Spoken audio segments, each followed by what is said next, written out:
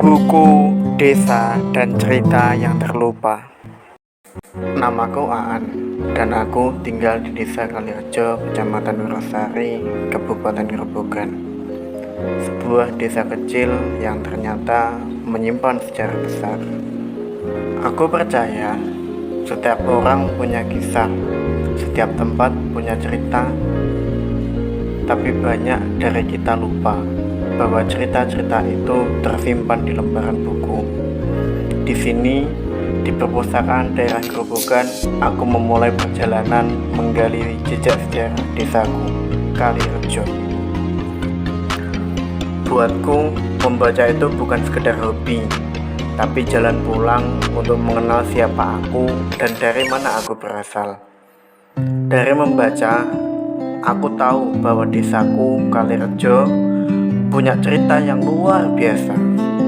Kalian tahu nggak, Desa Kalirejo pernah menjadi tempat masa kecil keluarga Presiden pertama Indonesia, ya, Insinyur Soekarno. Ayah Bung Karno, Raden Sukemi Sosrodihardjo, lahir di sini, dan kakeknya, Raden Hardjodikromo, adalah cari atau juru tulis Desa Kalirejo. Bayangkan, dari desa kecil ini, jejak sejarah besar Indonesia bermula. Desa yang tidak pernah disebutkan namanya dalam buku sejarah anak-anak sekolah.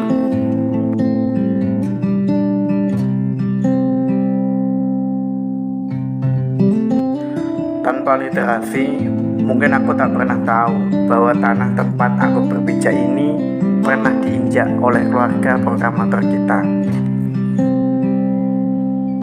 Buku bukan hanya tempat menyimpan kata, tapi jembatan untuk memahami masa lalu dan menemukan siapa diri kita hari ini.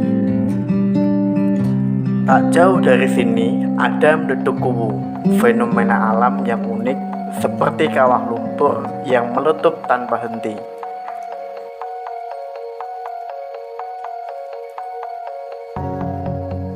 Bukan hanya geologi yang menarik di sana, ada legenda Jakalinglung, seekor naga yang dipercaya anak dari Aji Saka.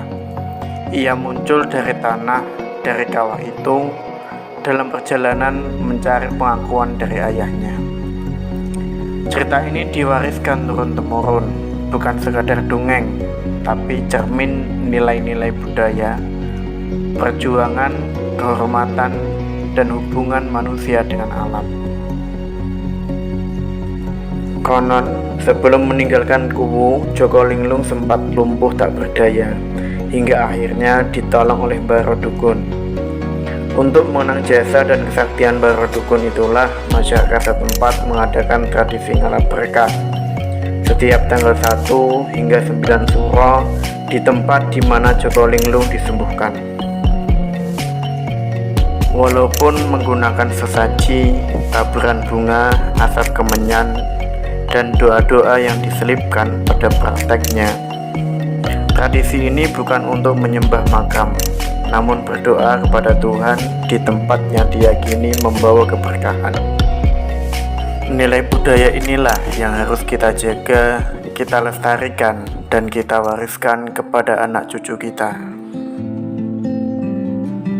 Membaca buku tentang desa sendiri membuatku lebih dekat dengan akar. Aku jadi tahu bahwa literasi lokal itu penting, bahkan mendesak. Kita terlalu sibuk mengejar cerita dari luar, sampai lupa bahwa legenda, sejarah, bahkan inspirasi bisa kita temukan di halaman buku-buku tentang desa kita.